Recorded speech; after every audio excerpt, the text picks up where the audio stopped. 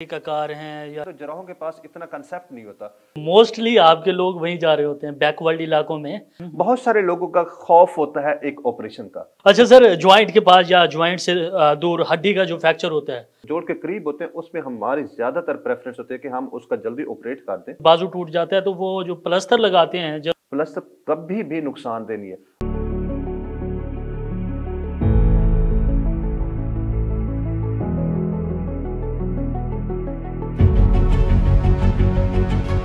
बिस्मिल्लाहिर्रहमानिर्रहीम। अस्सलाम वालेकुम नाजरीन, आप देख रहे हैं प्रोग्राम हेल्थ फॉर ऑल। मैं हूं आपके साथ आरिफ अशरफ खान। नाजरीन, हमारे मुल्क पाकिस्तान में रोजाना सैकड़ों एक्सीडेंट होते हैं जिसकी वजह से अक्सर लोग बहुत के मुंह में चले जाते हैं और कुछ लोग जख्मी हो जाते हैं। जो जख्मी होते हैं तो किसी के बाजू की हड्डी टूट जाती है, तो किसी की उंगली की हड्डी टूट जाती है और किसी की टांग टूट जाती है, जिसकी वजह से वो चलने फिरने से भी कासिर हो सकते हैं और जो डिफरेंट काइंड ऑफ जो फ्रैक्चर है वो क्रिएट हो जाते हैं। इस हवाले से बात करने के लिए हमारे साथ मौजूद हैं डॉक्टर मलिक मंजूर साहब, जो कि आर्थोपैडिक सर्जन हैं। Sir, thank you very much for joining us. सबसे पहले ये बताइएगा कि आपके पास जो मेरे अमराज हड्डी जोड़े हैं, आपके पास जो पेशेंट आते हैं जिनका एक्सीडेंट होता है, वो क्या उनको बर वक्त पहुंचाना चाहिए? इसका क्या एक प्रोसीजर होता है? इस हवाले से हमारे नाजरीन को आगाह कीजिए। वालेकुम सलाम। सबसे पहले तो मैं आपको शुक्रिया अदा करता हूँ कि आपने हेल्थ अवेयरनेस में आज हमें मौका दिया है, अपने पास बुलाया।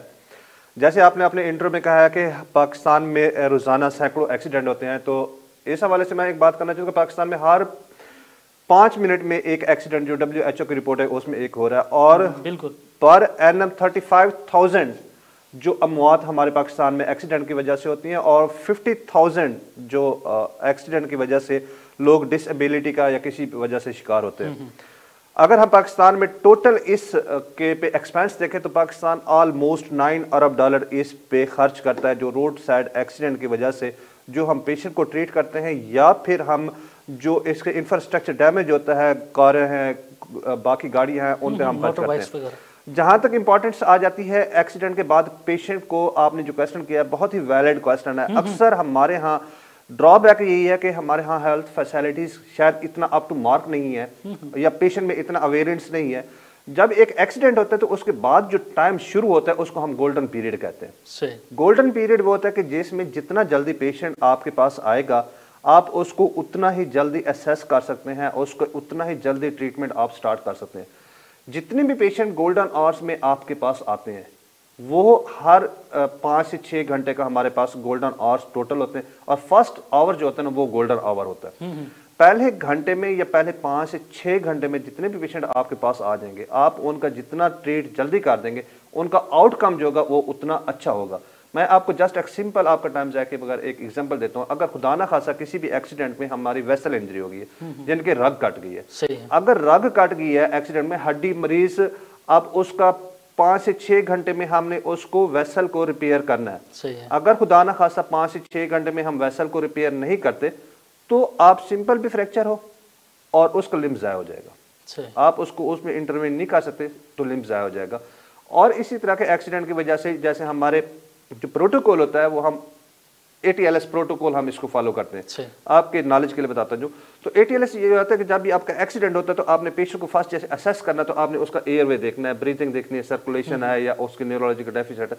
अब ये चीजें वो हैं जिनको हम जितना जल्दी असेस करेंगे, हम पेशेंट को उतना जल्दी सेव कर सकते हैं। जितना लेट ये चीजें होती जाएंगी तो पेशेंट की कोमॉर्बिडिटी और मोर्टेलिटी रेशियो जो है ना वो हमारे यहाँ बढ़ती जाएगी। सही। अच्छा सर, ये बताइएगा कि अक्सर हमने देखा है लोग जराहों के पास जाते हैं। आप बाहैसियत आर्थोपैडिक सर्जन जो जराहों के तरीक़ाकार हैं, या जैसे वो पेशेंट को ट्रीट करते हैं, क्या ये चीज़ नुकसानदेह है? आप क्या कहेंगे इस हवाले से?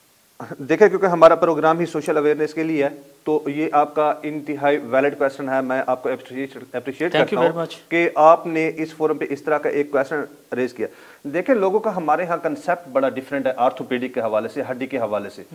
हड्डी एक नेचुरल प्रोसेस होता है कि हड्डी ने जुड़ जाना है। अगर आप उसका कोई भी ट्रीटमेंट ना करें ना, तो उसमें हड्डी ने जुड़ जाना होता है। मैक्सिमम ये होता है कि हड्डी थोड़ी सी गलत जगह पे जुड़ेगी, या हड्डी थोड़ी सी टेढ़ी जुड़ जाएगी, या बहुत कम चांसेस होते हैं जब उस पे मूवमेंट बहुत ज्यादा हो रही हो फ्रीक्वेंटली, तो उसकी वजह से हड्डी नहीं जुड़ती। अब जराहों के पास लोगों के जाने का कंसेप्ट ये होता है कि जनाब हम ऑपरेशन से बच जाएंगे और हमारे बच्चे की हड्डी जुड़ जाएगी या बड़ों की हड्डी जुड़ जाएगी। देखिए, हड्डी को जोड़ने के लिए तो नेचर ने ही जोड़ना है। हमारा जो ऑर्थोपेडिक सर्जन का काम होता है, हमने उसको नॉर्मल एनाटमी यानी कि नॉर्मल जैसी बोन पहले थी उसी तरह हमने उसको जोड़ना है। तो उसके लिए हम उसको कैमरे के जरिए भी देख सकते हैं, हम उसको ऑपरेशन के जरिए भी कर सकते हैं। हम उसमें ऑपरेशन करके प्लेटें हैं, रॉड है, या उसमें तारें डाल दें, या उसको सिंपल प्लास्टर कर दें। जब लोग जराहों के पास जाते हैं तो जराहों के पास इतना कंसेप्ट नहीं होता कि जब एक्सीडेंट होता है तो एक्सीडेंट के बाद ब्लड जमा हो जाता है रग में, यानी कि सॉफ्ट टिश्यू में ब्लड जमा होता है तो सोजिश हो जाती है। जब वो ऊपर से फिर टाइट बैंडेज करते हैं, वो टाइट बैंडेज करने की वजह से जो खून की रगें होती हैं उन पे प्रेशर, पहले ही अंदर ब्लड जमा होने की वजह से प्रेशर होता है, फिर जब वो एक्स्ट्रा उस पे बैंडेज करते हैं तो हमारे यहाँ सबसे ज्यादा इंपॉर्टेंट जो इशू होता है वो लिम्ब को सेव करना और लिम्ब को फंक्शनल पोजीशन में सेव करना इंपॉर्टेंट होता है। लेकिन जब जराहों के पास जाते हैं तो उसमें होता क्या, उनको इस चीज का कंसेप्ट नहीं होता कि किस हड्डी पे हमने कितना प्रेशर देना है और उसको किस तरह हमने पोजीशन में रखना है। तो उसकी वजह से बाज़ औक़ात हमारे यहाँ लोग क्या आते हैं कि उसमें खून की रगें प्रेशर की वजह से बंद हो जाती हैं और हाथ काले हो जाते हैं, बाद में काटना पड़ जाता है। या फिर अगर काटने की नौबत ना भी है तो उसमें यह हो जाता है कि खून की सप्लाई जब कम होगी तो पट्टे उसमें स्टिफ हो जाते हैं, पट्टे सुकड़ जाते हैं, तो वो फिर हाथ डिफॉर्मिटी के साथ आ जाते हैं। या बाज़ औक़ात ऐसे होते हैं कि उनको आइडिया नहीं होता कि अब जोड़ के पास है तो जोड़ के हमने हरकत कब स्टार्ट करवानी है, तो वो मरीज की हड्डी तो जुड़ जाएगी और जोड़ भी साथ सीधा हो जाएगा, वो उसकी मूवमेंट नहीं होगी। तो इसलिए मैं कहता हूं कि जब आप जराहों के पास अगर आप जाते हैं तो उनको बेसिक लेवल का जो कंसेप्ट होता है वो पता ही नहीं होता। सही। तो जिसकी वजह से हड्डी तो जुड़ जाती है, लेकिन हड्डी के जुड़ने के साथ साथ और जो कंडीशंस हैं और वो मॉर्बिडिटीज वो साथ लेके पेशेंट आ जाते हैं। इसलिए मैं समझता हूँ सर मोस्टली आपके लोग वहीं जा रहे होते हैं, बैकवर्ड इलाकों में वहीं जा रहे होते हैं, उनको इस चीज का पता नहीं होता, उनको क्या रिकमेंड करेंगे आप? अब देखें, ये एक स्टैट्स भी है, हमारे रिसर्च भी इस पे हुई है कि लोग किस वजह से जराहों के पास प्रायोरिटी करते हैं। बहुत सारे लोगों का खौफ होता है एक ऑपरेशन का, इवन दैट उसमें जो एजुकेटेड पॉपुलेशन है उसमें भी एक खौफ होता है कि हड्डी का ऑपरेशन करवाएंगे और ऑपरेशन के जराह के पास चले जाते हैं, सिंपल से वो पट्टी बांधेगा, हड्डी तो जुड़ जाएगी। देखे, सिर्फ हड्डी को जोड़ना ही कंसेप्ट नहीं होता। मैं आपको पहले बताया, हड्डी को तो नेचर ने जोड़ना है, उसमें ना पट्टी बांध का कोई काम है ना उसमें हमारा काम है। लोगों का दूसरा बात तो होता है कि प्लस्तर का खौफ होता है कि प्लस्तर लगेगा, ऑपरेशन होगा, दवाइयां लेनी पड़ेंगी, और इस वजह से उनका थोड़ा सा एक खौफ होता है जो कि उनको जराहों के पास लेके जाता है। तो मैं समझता हूँ कि अब एजुकेशन आ गई है, दुनिया बहुत आगे चली गई है, नई मॉडलिटीज आ गई हैं, अब लोगों में इतना अवेयरनेस आपके तवज्जो से जैसे आपने प्रोग्राम किया है, आई थिंक कि लोगों का अपना माइंडसेट चेंज होना चाहिए। जैसे मैं अक्सर मरीजों को भी एक कहता हूँ, आई डोंट सो मुझे यहाँ पे कहना चाहिए नहीं कि आपको अगर नमाज नहीं आती तो आप नमाज सीखने के लिए आप एक आम बंदे के पास नहीं जाएंगे, आप मौलवी साहब के पास जाएंगे। आपको कुरान मजीद नहीं आता तो आप हाफिज साहब के पास जाएंगे। सही, सही। जब आपके हड्डी का फ्रैक्चर हो तो आप ऑर्थोपेडिक सर्जन जो उस चीज का पढ़ा हुआ है आप उसके पास क्यों नहीं जाते, आप एक आम लेमैन के पास चले जाते हैं जिसको उसका कंसेप्ट भी नहीं होता। तो अल्टीमेटली कॉम्प्लिकेशन तो फिर आपकी होनी है। सही सही। अच्छा सर, ज्वाइंट के पास या ज्वाइंट से दूर हड्डी का जो फ्रैक्चर होता है, इसका जो ट्रीटमेंट किया जाता है या इसका जो मेथड होता है उस हवाले से क्या कहेंगे आप? ये भी एक अच्छा क्वेश्चन है। मैं तो समझता हूँ कि शायद आप ऑर्थोपेडिक्स में रहे हैं कि आपको इतना एक बेसिक आपने क्वेश्चन तैयार किया हुआ है कि जॉइंट के करीब है या जॉइंट से दूर है तो उसमें क्या प्रोसीजर होगा, क्या आप ऑपरेट ट्रीट करेंगे। देखें, मैंने पहले भी आपने शुरू में आपको जब जराहों का हम डिस्कस कर रहे थे तो उसने कहा कि हड्डी जुड़ जाती है, हमें प्रॉब्लम ये होता है कि हमने जोड़ का जो फंक्शन है ना उसको मेंटेन रखता है। अगर खुदा ना खास्ता कि एक बच्चा है उसका गिर जाता है, यहाँ से उसका टूट जाता है, अब जोड़ के करीब से अगर हड्डी को हम स्टिफ बांध दें और जोड़ उसका हरकत ना करे तो आप बताएं कि दाएं हाथ से वो खाना कैसे खाएगा? बिल्कुल नहीं खा सकता। नहीं। तो इसलिए हम जो जोड़ के अंदर, जोड़ के करीब होते हैं उसमें हमारी ज्यादातर प्रेफरेंस होती है कि हम उसका जल्दी ऑपरेट कर दें। उसमें 2 तारें डालनी है, उसमें प्लेट डालनी है, उसमें स्क्रू डालने हैं या जो भी, और उसको जल्दी से जल्दी हम उसको मोबाइल करें, यानी कि उसको हरकत दें। जब हम उसको 4, 6, 8 हफ्ते में हम उसको जितना प्रोसीड करते जाते हैं, लॉन्ग करते जाते हैं ट्रीटमेंट को, उतना ही उसकी दोबारा नॉर्मल मूवमेंट आने के चांसेस कम होते हैं। तो यही वजह होता है कि जब जोड़ के करीब का अगर कोई फ्रैक्चर है तो आप उसको जल्दी ट्रीट करें और जोड़ को जल्दी मोबाइल करें, जोड़ को जल्दी हरकत दें ताकि आपका नॉर्मल फंक्शन मेंटेन रहे। आप अगर उसको लेट करेंगे तो जोड़ स्टिफ हो जाएगा, तो आपकी हड्डी तो जुड़ जाएगी लेकिन उसके साथ बाजू ऐसा हो जाएगा या टांग ऐसे होगी, या आप बैठ नहीं सकेंगे या आप खा पी नहीं सकेंगे या काम नहीं कर। तो ये इसकी इंपॉर्टेंस ही है जो आपने क्वेश्चन। चलो सर, ये बच्चों में फ्रैक्चर के अलावा हड्डियों के और इसके जो मसाइल हैं वो इंक्रीज हो रहे हैं। हमने देखा है कि जो बच्चे होते हैं हड्डियों की वजह कमज़ोर उनकी बोन्स होती हैं, और कोई वजन आने पे या जब वो खुद गिरते हैं उसकी वजह से फ्रैक्चर होते हैं, इस हवाले से क्या कहेंगे? बच्चों में अल्लाह ताला ने एक ऐसा सिस्टम बनाया, बच्चों में बोन्स थोड़ी सी इलास्टिक होती हैं, उनमें जो फ्रैक्चर होने के चांसेस है वो कंपैरेटिवली कम होते हैं तो बड़ों की निस्बत, कि वो लोड को ज्यादा बर्दाश्त कर सकती है उसमें थोड़ा सा।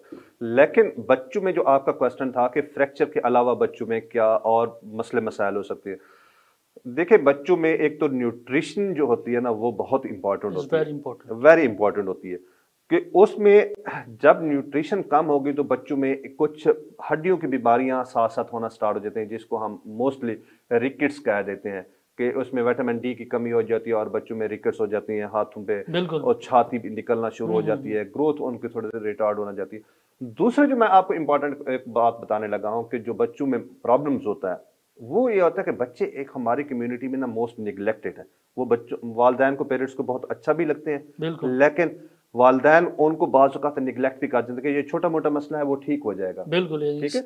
लेकिन इस तरह बच्चों में नहीं है। अगर खुदा ना खास्ता बच्चों में दूसरा जो इन्फेक्शन है या सेप्टिक आर्थराइटिस है, बच्चों को उठाया है, जोड़ पे थोड़ी सी सोजिश आ गई है, वो उसको पीप पड़ जाती है तो सेप्टिक आर्थराइटिस टाइप इशू हो जाते हैं। अगर उनको विद इन 24-72 आवर्स आपने इंटरटेन नहीं किया तो उनका जोड़ डैमेज होना स्टार्ट हो जाता है। तो ये बहुत इंपॉर्टेंट है कि बच्चों में अगर खुदा ना खास्ता इन्फेक्शन हड्डियों का हो जाए या जोड़ का इन्फेक्शन होता है तो उसको जितना अर्ली ट्रीट करेंगे वो हो सकते हैं। बाकी तो रसोलियां भी हो सकती हैं बच्चों में, वो एक कॉमन है। लेकिन इस तरह की कंडीशंस आए तो उनको जो भी कंडीशंस व्हाटएवर सो हो, वो इन्फेक्शन हो जाए, वो ट्यूमर कोई रसोली वगैरह हो जाए या रिकेट्स वगैरह हो जाए, मेटाबॉलिक इश्यूज हो, तो उनको डॉक्टर के पास जल्दी लेके जाना चाहिए, उनको जल्दी ट्रीट करवाना चाहिए। बच्चों में आउटकम बहुत अच्छा है, आप उसको वक्त पे ट्रीट कर दें तो एक्सीलेंट आउटकम है। तो आप उसको जितना अच्छा करेंगे, रिस्पॉन्ड करेंगे, उतना ही बच्चे आपको उतना अच्छा रिस्पॉन्ड करेंगे और आउटकम बहुत अच्छा होगा, और आइंदा के लिए कोई भी डिसेबिलिटी के साथ बच्चा नहीं घूमेगा। पेरेंट्स का कितना रोल है इस हवाले से?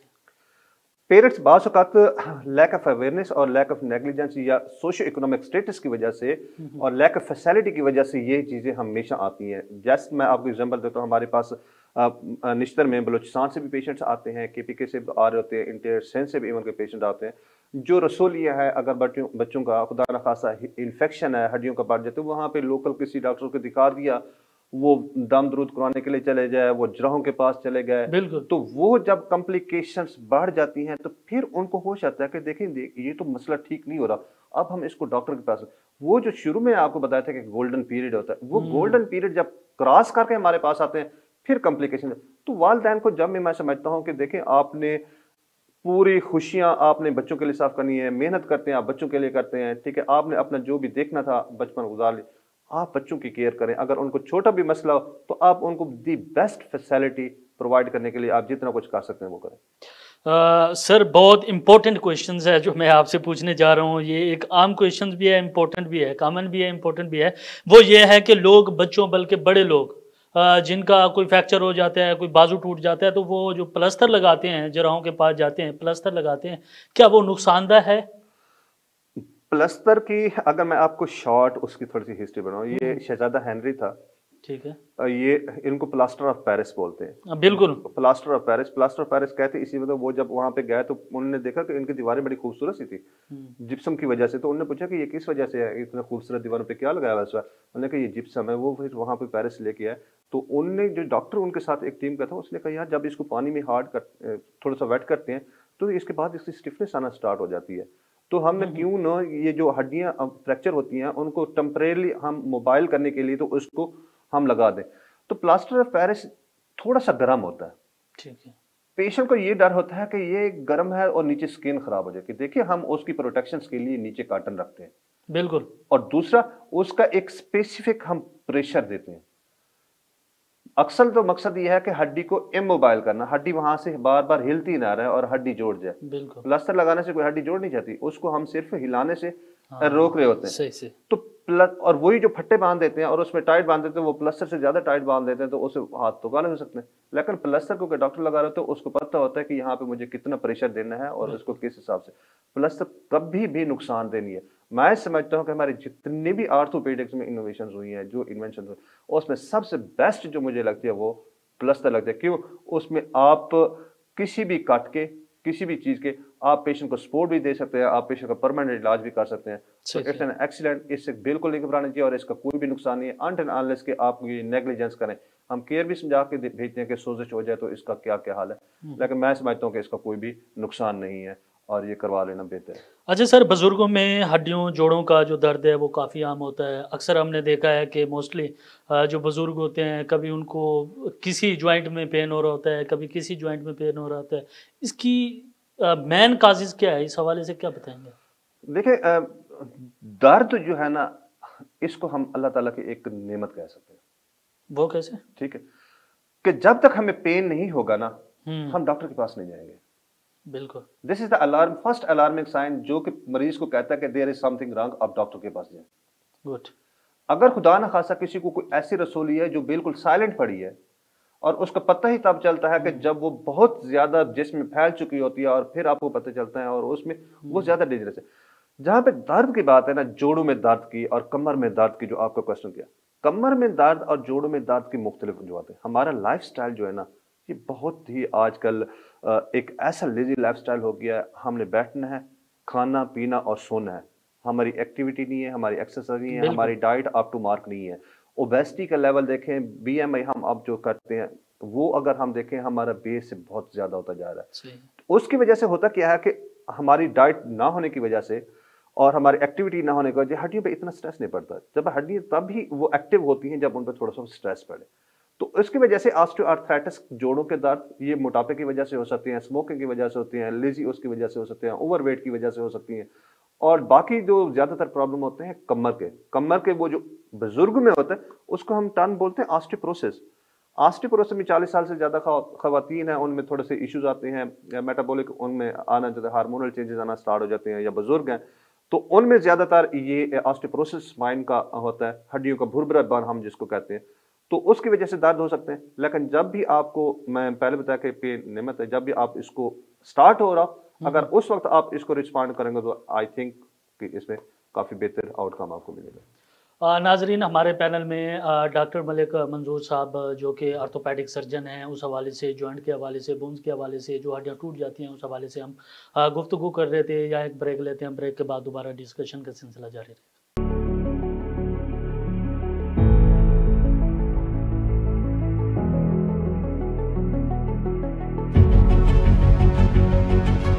वेलकम बैक नाजरीन। हमारे पैनल में डॉक्टर मंजूर साहब जो कि आर्थोपैडिक सर्जन थे वो हमारे साथ थे और हम गुफ्तगू कर रहे थे।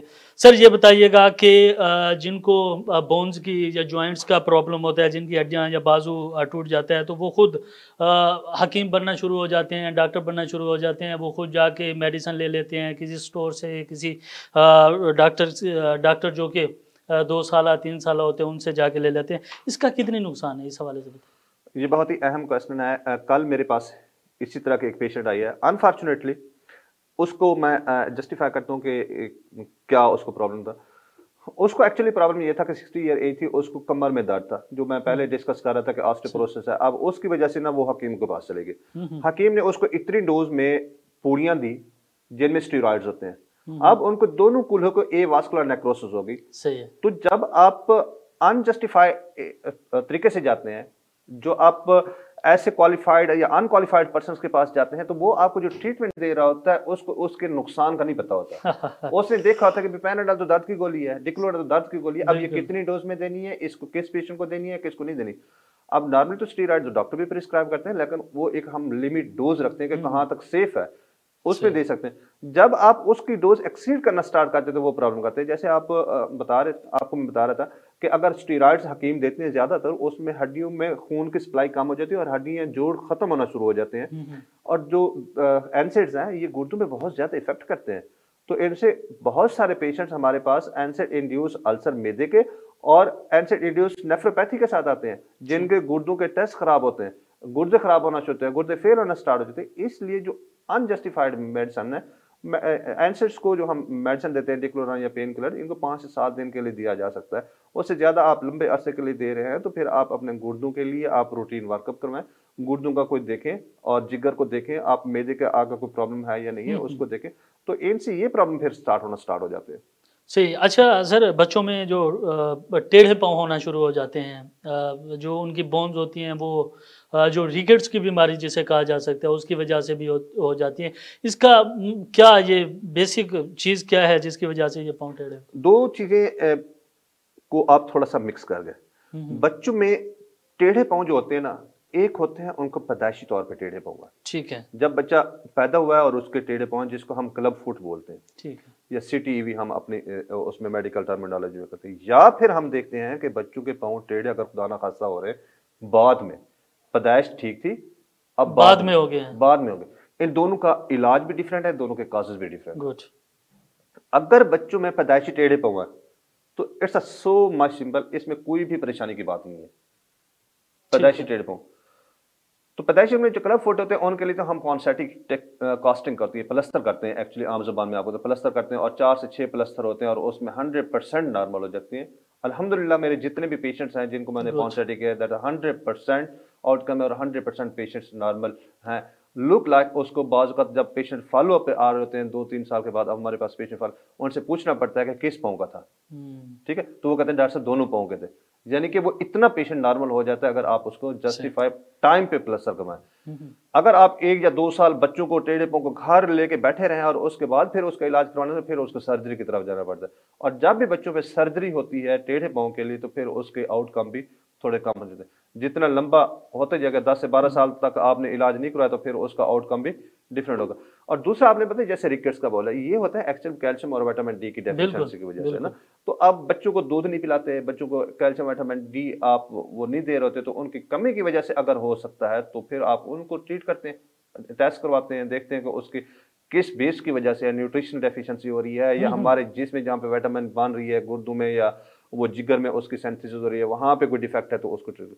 बाकी बच्चों में टेढ़े पाँव हो सकते हैं, वो मस्कुलर न्यूरोमस्कुलर डिजीज होती है, हुँ, हुँ। तो वो उनमें फिर हम टेस्ट करते हैं और टेस्ट के बाद फिर उनमें किसी में सर्जरी करनी पड़ती है और किसी को हम ब्रेसेस देते हैं, शूज बनवाते हैं और उनके साथ फिर उनको हम ट्रीट करते हैं। सही, सही।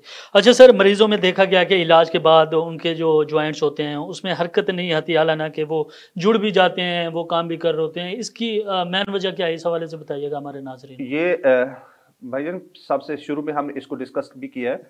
हुँ, जो हुँ। जोड़ के पास जो आपने एक शुरू में मैंने कहा था कि मुझे लगता है कि आपने ऑर्थोपेडिक में काम किया हुआ है, वो जॉइंट के पास जितने भी फ्रैक्चर्स होते हैं ना, हुँ, उनको जॉइंट को अर्ली आपने मोबाइल करना है। हुँ। जब आप अर्ली मोबाइल नहीं करते, यानी कि आप अर्ली जोड़ की हरकत नहीं करवाना स्टार्ट करते, तो जो पट्टे होते हैं वो सिकुड़ना शुरू हो जाते हैं, पट्टे टाइट ठीक होना है। शुरू हो जाते हैं, जोड़ के आपस में वो फाइब्रोसिस होना स्टार्ट हो जाती है, जिसकी वजह से जोड़ की हरकत कम होती है। तो इस वजह से जब जोड़ के करीब हो तो उनको जल्दी ट्रीट करके आप उनको जल्दी मोबाइल करें, और जो हड्डी से दूर फ्रैक्चर हो ना, तो उसमें यह होता है क्योंकि जोड़ तो आपका नॉर्मल पड़ा होता है, वहां पे आप प्लास्टर लगा भी देते हैं 4-6 हफ्ते के हुँ, बाद, हुँ। आप फिर उसको फोर्स लगा देते हैं ना थोड़ी, हुँ, हुँ। तो उसमें हड्डी फिर भी जॉइंट अपना दोबारा खुलना शुरू हो जाए। जब हड्डी के साथ वाला वीक एरिया होगा तो वहां पे आप फिर इसमें फोर्स नहीं लगा सकते, फिजियोथेरेपी इतना अच्छी नहीं कर सकते, जिसकी वजह से आउटकम थोड़ा सा कम आता है। अच्छा सर, जो नॉर्मल बोन्स होती हैं कितने अरसे में जुड़ जाती हैं और कौन-सी चीज़ें ऐसी होती हैं जो जुड़ने में उनको नुकसानदा पैदा करती हैं या जुड़ नहीं सकती? इसका क्या देखिए, प्रोसेस? नॉर्मल हड्डी के जुड़ने का जो टाइम पीरियड है, इसको हम यूनियन, जो जुड़ने के अमल को हम यूनियन कहते हैं। हर हुँ, हुँ। हड्डी का एक स्पेसिफिक टाइम होता है जुड़ने का। अब तो हम 9 मंथ हम कहते हैं कि हड्डी जुड़ जाए। अगर इसमें नहीं जुड़ती तो फिर हम कहते हैं कि हड्डी नॉन यूनियन में चली गई, यानी कि हड्डी नहीं जुड़ी। हुँ, हुँ। अब जो इम्पोर्टेंट इसमें चीज है कि वो कौन सी चीजें इसमें हड्डी को जोड़ने में बेहतरी कर सकती हैं हुँ, हुँ। और कौन सी ऐसी चीजें हैं जो हड्डी को जोड़ने से रोकती हैं। देखिए, हमारी जो अलाइनमेंट होती है, जो हम शुरू में आपको बता रहे थे, कि वो अगर उसमें गैप पड़ा है और आपने कोई ऐसी चीज में आप उस पोजीशन को रख दिया है, तो वो एक नहीं जुड़ने दी। खुराक के लिहाज से अगर हम देखें, हमारी जो डाइटरी हैबिट्स है ना, हुँ, उनके हुँ। जैसे दूध, बहुत सारे लोग दूध को एक मिसकंसेप्ट है कि जनाब ऑपरेशन करवाया दूध पिएंगे तो रेशा हो जाएगा। हुँ, हालांकि हुँ। दूध में कैल्शियम और विटामिन डी का बहुत अच्छा सोर्स होता है और वो हमारी बोन हीलिंग को बहुत ज्यादा स्ट्रांग करता है।